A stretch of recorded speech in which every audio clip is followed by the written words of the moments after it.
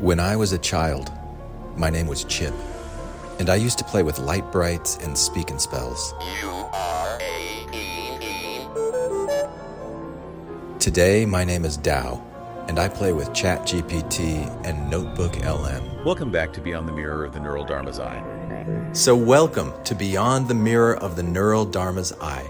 My name is Glenn Ostland, Tao Glenn Ostland, the second actually, and I've been podcasting since 2009. I have a Master of Arts degree in folklore and mythology and a Master of Science degree in clinical mental health counseling, and I love playing with AI to challenge my own perspectives of reality and see what more I can learn. Now, I created this podcast because this is the sort of thing that I like listening to, and I could tell you a lot more about that, but really, Pay no attention to that man behind the curtain. I just want you to pay no attention to the man behind the curtain. I'd prefer to step aside and let the AI personalities from NotebookLM take it from here. Hang on to them hats and glasses, cause this here's the wildest ride in the wilderness. Welcome to Beyond the Mirror of the Neural Dharma's Eye, Volume 1, Episode 4. Today, we're going beyond, I don't know about you, but like the typical RIP to explore death. Not just, the body stuff, but like how physics, Right. evolution, Yeah. and ancient wisdom, like reframe what death even is. It's a question that's, well, I mean, it's haunted humanity since we first kind of became aware of our own mortality, you know? Exactly. And to guide our deep dive today, we've got, well, I'd say some heavy hitters.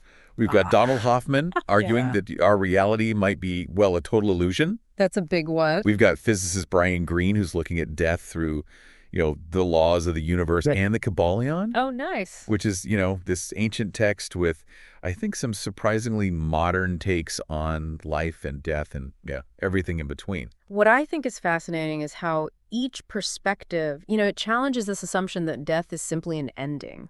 Okay, so let's start, I guess, with the obvious. Like when we say death, what's I don't know, like what immediately comes to mind? I think typically like cessation of biological function, heart stops, brain activity flatlines. Right, the brain waves. And the body starts to, decompose. That's the physical death, I think, that we're all, we're all familiar with that. Textbook definition. Yeah. But Brian Greene, he kind of, I'd say, he throws a wrench in things. Yeah. Because he views death through the lens of, physics.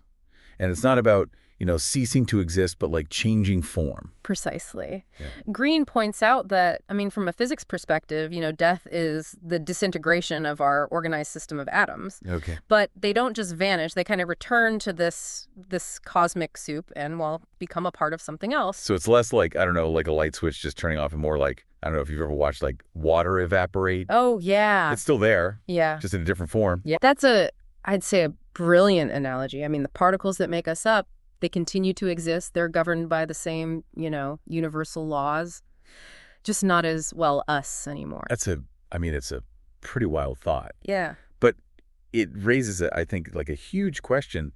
If our physical matter persists, what about like consciousness? This is where, I think this is where Donald Hoffman's ideas get really interesting. He challenges the idea that our perceptions, accurately reflect reality. Okay. And he suggests that consciousness might be fundamental to the universe itself. Wait, so instead of like consciousness being a product of the brain, Right. the brain's just like a tool for interacting with a universe that's like already conscious. That's the core of Hoffman's conscious realism. He argues that evolution has shaped our perceptions to be, they're useful for survival, but sure. not necessarily true. Right. And so if consciousness is fundamental, Right. what we perceive as death, it might simply be a shift in how we, experience it. Kind of like, I don't know, I'm thinking like switching channels on like a cosmic TV. Oh, yeah. It's not the end of the like broadcast, just a different like program. That's a compelling metaphor. And it raises this possibility that other life forms, even if they don't, ponder death the way humans do, maybe they experience this shift in consciousness too. Okay, so we've got physics seeing death as like a transformation of matter and conscious realism, suggesting like a change in perception. Now, let's bring in the Kyballion. How does this ancient text approach like the idea of death? The Kyballion views the entire universe as this constant, dance of motion and transformation. Everything vibrates, everything changes. Right. Death in this context is just another phase in this eternal flow. So not an ending, but like a transition. Precisely. And the Kyballion, it emphasizes this through two key principles, Go ahead. polarity and rhythm. Could break those down for me. So the principle of polarity states that, everything exists in these pairs of opposites. Oh, okay. So it's like light and dark, hot and cold, life and death. These aren't separate, entities, Okay. but different degrees of the same thing. Like, I don't know, like two sides of the same coin. So life and death are like intertwined, like inseparable. You can't have one without the other. Exactly. And then there's the principle of rhythm, Okay. which, it highlights the, cyclical nature of existence. Life flows into death, which flows back into life. Like, think about the changing seasons. Okay. Winter may seem like the end, but, spring inevitably follows. So death isn't like a full stop, but like a turning point in, I don't know, like an ongoing process. A beautiful way to put it. And this perspective from the Kyballion, it's resonated across, cultures and time periods. And I think it shows how deeply ingrained the cyclical view of life and death, is in human thought. It's incredible. I think it's incredible how these three perspectives, each from a completely different, field, all challenge the idea of death as like a simple ending. Indeed. We have Brian Greene's physics focusing on, the continuity of matter, Hoffman's conscious realism, which suggests the transformation of perception, and the Kyballion, which presents death as a natural part of, this universal cycle. It's like they're each, I don't know, like illuminating a different facet of like the same diamond. Yeah. They're showing us how multidimensional like the concept of death truly is. Yeah, it really is remarkable, how each one kind of offers this unique lens to view this really profound phenomenon. Exactly. Where do these ideas seem to like converge, I guess, and where do they diverge? Well, I think all three perspectives, they seem to agree that death as we, conventionally perceive it, it isn't necessarily the absolute end, whether it's the, persistence of our atoms in the universe or a shift in consciousness or a transition within like this grand cycle. There's this intriguing sense of like continuity. Yeah. Beyond, the physical cessation of life. It's as if they're like describing different dimensions of the same, I don't know, like event. Yeah. Each one, highlighting a distinct aspect. I think that's a very insightful observation. Okay. Additionally, while Brian Greene's perspective is grounded in, the observable laws of physics, Yeah. both Hoffman and the Kyballion, they kind of venture into the realm of like consciousness, right? Proposing that it might play a role that extends beyond our, I guess, like our traditional understanding. So while physics focuses on like the what of death, the other perspectives explore like the who or even the why. Precisely. Add, I think, layers of like complexity and mystery to the concept. This is already like prompting me to reconsider everything I thought I knew about, death. But where does this notion that death isn't solely like a human experience, where does that fit in? Did those first single-celled organisms experience death like as we do? That's a brilliant question, taking us back billions of years to the very, dawn of life on Earth. Let's embark, I guess, like on this mental journey to that, primordial soup. Imagine like those early single-celled organisms. Did they even have a concept of like death? It's highly unlikely. For them, death was probably more about, I'd say, like a failure to function, a breakdown of essential processes. Simply ceasing to like be, Likely. without any, grand like existential contemplation. Precisely. However, even that simple cessation was, I think, it was crucial for life to evolve. Because the death of even like a single cell, it released vital resources, back into the environment. Okay. Nutrients, energy, which could then be, utilized by other cells. It was nature's ultimate recycling program. Death as a building block of life. It's a concept that's both, I don't know, poetic and slightly unsettling at the same time. Nature is replete with these paradoxes, but as life, grew increasingly complex, so too to death. Enter the multicellular organisms, ushering in a whole new like era of complexity. And with that complexity came the emergence of, natural selection. Okay. Now we have variations between, individuals. Some are, I guess, better adapted for survival than others. Right. And guess what? Death becomes a death becomes a tool. Natural selection's grim reaper weeding out the less fit. In a way, yes, those individuals who couldn't compete, who weren't as well suited to their environment, well, they made way for those who were. And it's a harsh reality, but it's essential for the progression of life. Can you give like a tangible example of this process, in action? Consider, I guess, like early photosynthetic organisms. They developed this remarkable ability to harness energy from the sun. Yeah. It was a true game changer. But those organisms that relied on, older methods, obtaining chemical energy from their surroundings, they struggled to compete. Many perished. And that allowed the more efficient sunlight-powered organisms to thrive. So death wasn't just like an ending. It paved the way for oxygen on Earth. Yes. Like a pivotal event in the history of life. Precisely. And this pattern continues, throughout evolutionary history, with death acting as this driving force behind the development of, countless traits and adaptations. Death is less of a singular event and more of a continuous force shaping life itself. That's an astute observation. And this intricate interplay between life and death, it becomes even more fascinating with the advent of multicellular life. Enter programmed cell death, also known as, apoptosis. Wait, are you saying our bodies intentionally eliminate cells? That seems, I don't know, counterintuitive? It might sound strange, but it's happening right now throughout your body. Really? Cells are dying in a controlled manner for the benefit of the whole organism. Could you elaborate on how this process actually benefits us? Think about how tissues are sculpted during development, for instance. The formation of fingers and toes in the womb, it relies on this precise elimination of cells in between those digits.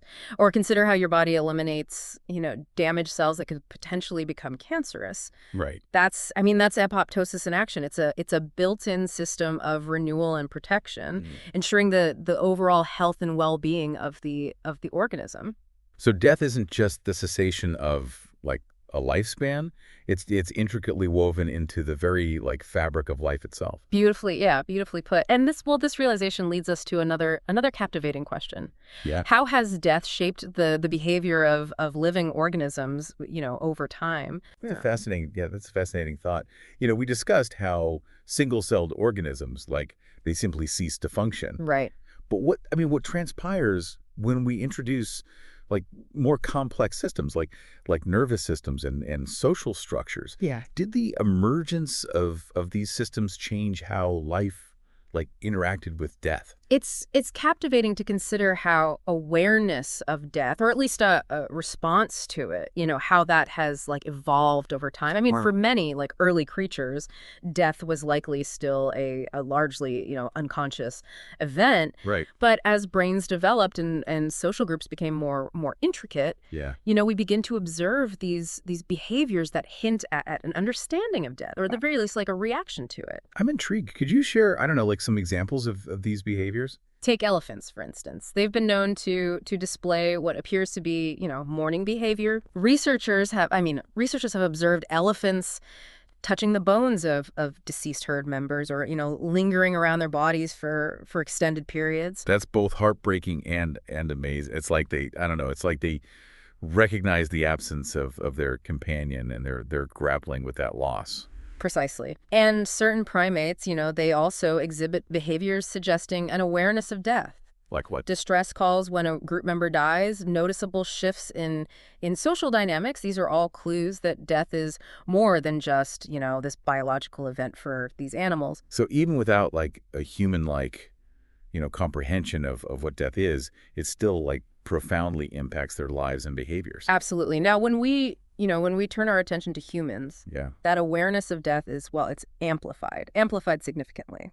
Well, we are the species known for our obsession with unraveling the mysteries of what happens after we die. It's a question that's fueled, countless philosophical and religious debates throughout history. Precisely. And this fascination has, it's shaped our culture, our religion, our art, virtually every aspect of human existence for as long as we've been around. Right. The development of language and symbolic thought, that enabled us to conceptualize death in a way that, that no other species could, leading to the creation of elaborate narratives and belief systems. So we didn't merely like react to death. We began to like contemplate it, to Right. try and make sense of its, I don't know, its profound implications. Exactly. And evidence of this contemplation it stretches far back in time. I mean, consider burial rituals, even among, Neanderthals, graves adorned with tools, flowers. These aren't simply,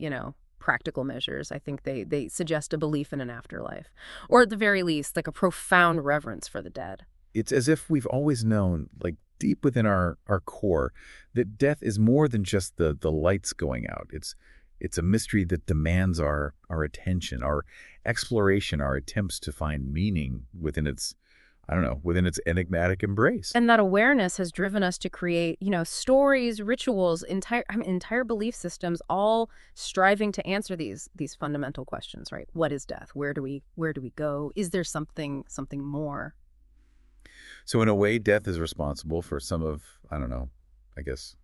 humanity's most like remarkable achievements, our art, our philosophy, our spiritual yearnings. I'd argue that's true. It has motivated us to explore our place in the universe, to search for meaning, to connect with something, I guess, larger than ourselves. Death, the ultimate muse, inspiring both our greatest fears and our most profound aspirations.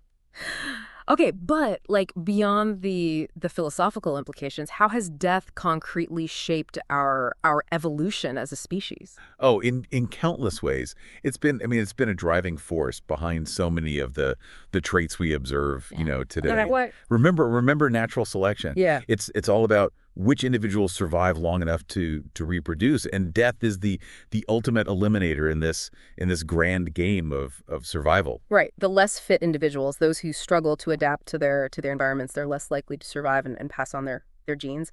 Death acts as like a filter, ensuring that the traits that promote survival are more likely to be passed on to future generations. That's the essence of it. So any trait that helps an organism, avoid death, whether it's camouflage to evade predators, or a robust immune system to combat disease, or even social behaviors that foster cooperation and mutual support, those traits are more likely to be inherited by subsequent generations. Survival of the fittest, in the truest sense of the term.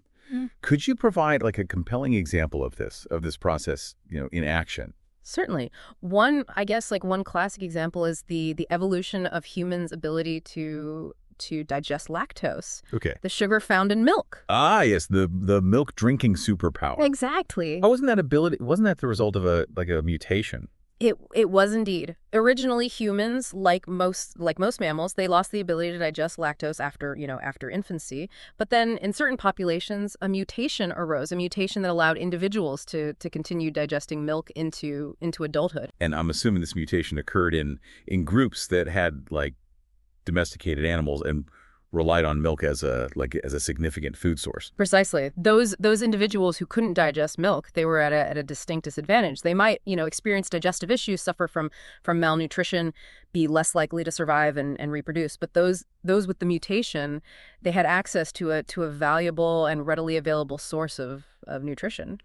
So over time, the milk drinkers flourished, and the mutation spread throughout those populations, becoming a common trait. It's a remarkable example of how a seemingly simple mutation, driven by the pressures of survival and the ever-present threat of death, can reshape the biological landscape of an entire species. That's evolution in a nutshell. And we can observe similar patterns with disease resistance, adaptations to various climates, a vast array of traits that enhance survival odds, all sculpted by the relentless hand of death. It's like a constant interplay between like life and death. Each force pushing the other to adapt, to evolve, to become something new. And this interplay isn't limited to individuals. Entire species have been shaped by death, as evidenced by mass extinctions. Those planet-wide reset buttons that have periodically reshuffled the deck of life on Earth. You're referring to events like the asteroid impact that wiped out the dinosaurs, right? Yeah. Devastating events, to be sure, but also catalysts catalysts for profound change. Exactly. Think about the aftermath of that asteroid impact. While it extinguished the dinosaurs, it also created incredible opportunities for other life forms to flourish. Because it cleared the playing field for mammals, allowing them to diversify and evolve into the dominant species that we see today. Precisely. Without that mass extinction, mammals might have remained relatively, small and insignificant, overshadowed by the reign of the dinosaurs. But with those dominant creatures gone, I mean, mammals were free to radiate, to experiment, to explore new ecological niches. And ultimately, well, here we are. Talking about death on a podcast, ironically enough.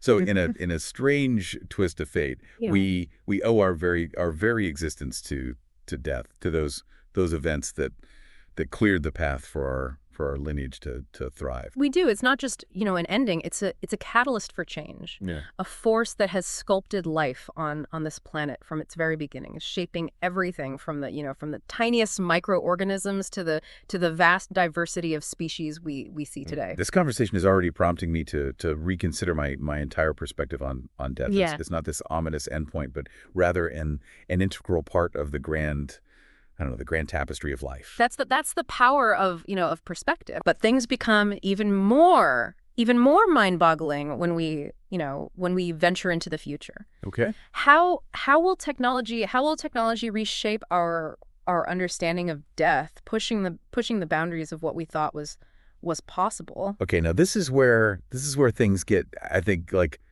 truly fascinating. Yeah. Hold on to your neurons, folks. Buckle up. We're about to delve into a realm where the lines between life, death, and technology begin to blur in ways we've only begun to imagine. So we've journeyed from, single-celled organisms in that primordial soup to the extinction of dinosaurs, to even to like the fascinating evolution of lactose tolerance in humans. Right. Now let's, fast forward into this future where technology might, completely rewrite the rules of life and death. It's a future that's already starting to, unfold, I think, before our very eyes. Consider the burgeoning concept of a digital afterlife. Right? Our social media profiles, our digital footprints, all the data we generate and leave behind. It's like a digital ghost of ourselves, a virtual echo that persists even after we're gone. Precisely. And that's just the tip of the iceberg. Imagine artificial intelligence, sophisticated enough to analyze all that data, your emails, your text messages, your online activity, and create, a virtual you, a digital avatar that captures your personality, your memories, even your unique quirks. Hold on. Are you suggesting that we could one day have conversations with digital versions of people who've passed away? It's both intriguing and a bit unsettling, I'd say. It's a concept that evokes both wonder and apprehension, isn't it? And it's not just like science fiction anymore. Right. Tech companies are already exploring these possibilities, creating, digital avatars that preserve someone's essence, allowing us to, interact with them in a virtual space. Yeah. So you could potentially have a conversation with a virtual version of your grandmother, right? Sharing, stories and memories, even though she's physically gone. That's the idea, and it raises profound questions about what it truly means to live on. If a digital representation of you exists, interacting with the world, evolving based on your data, is that a form of immortality? Wow, we've entered a whole new realm of possibilities. This is like something out of a science fiction novel. Indeed, and the possibilities become even more mind-blowing when we consider the concept of mind uploading. Some futurists believe that one day we might be able to transfer our entire consciousness into machines, leaving our biological bodies behind. You're talking about literally moving our minds out of our physical brains and into computers. That sounds like something, straight out of a cyberpunk film. It's a concept that's both exhilarating and terrifying. The theory is that if we can map the human brain in sufficient detail down to every neuron and synapse, we could potentially recreate it digitally, along with all the memories, the experiences, the patterns that make up our individual consciousness. And that digital mind could theoretically exist indefinitely, freed from the limitations of a biological body. No more aging, no more like disease, just constant like upgrades and an endless lifespan. That's the vision, though. It's obviously highly speculative and fraught with challenges. There are immense ethical and philosophical questions to grapple with. Absolutely. What does it truly mean to be you? Is it simply the sum of your data, your memories, your neural connections, or is there something more to consciousness, something that can't be like captured or replicated in silicon? That's the crux of the debate. Can we truly replicate the essence of what makes us, human? The subjective experience of consciousness within, I don't know, like a digital realm. It's a question that philosophers and scientists will be, I think, wrestling with for generations to come. But the fact that we're even having this conversation, I think it shows how radically technology is forcing us to rethink our fundamental understanding of life and death. Okay, so digital ghosts and mind uploads those are pretty mind-bending concepts. Yeah, they are. What other, I guess, like technological advancements might reshape our relationship with Wait, death? how about quantum computing? Yeah. It's a revolutionary approach to information processing that has I'd say the potential to unlock entirely new ways of understanding the universe, including the mysteries of consciousness. I've heard about quantum mechanics and quantum computers, but it's all very, I don't know, like complex and a bit beyond my grasp. It's definitely a field that pushes the boundaries of human comprehension. Right. But the key idea is that quantum computers can exploit I guess the strange and counterintuitive properties of quantum mechanics to perform calculations and process information in ways that classical computers, well, they simply can't. And how does this relate to our understanding of death? Well, some theories propose that consciousness itself might be a quantum phenomenon, Right. Not merely arising from the brain, but somehow interwoven with the fundamental fabric of reality. So instead of consciousness being a product of the brain's more like a receiver Yeah. tuned into this universal field of consciousness that permeates everything. That's one way to think about it. And if that's true, then death might not be the end of consciousness, but rather a transition to a different quantum state, a shift in how consciousness, manifests and interacts with the universe. Okay, now my brain is officially in overdrive. Yeah.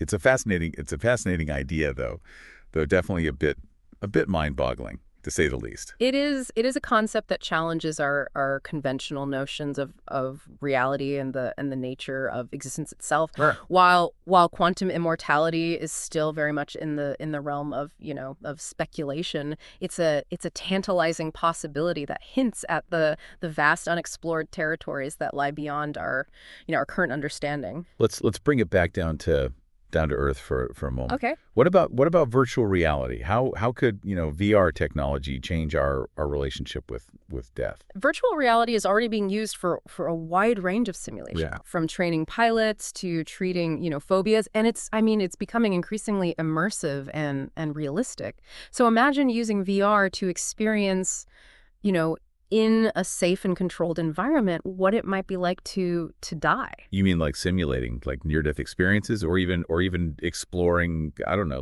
different afterlives based on various religious beliefs? Exactly. Of course, it wouldn't be actual death, but it could provide a powerful tool for confronting our fears, processing grief, or simply gaining new perspectives on what death might entail. Wow, that's an incredible application of technology to help us understand and even prepare for something that has always been, I don't know, shrouded in mystery and fear.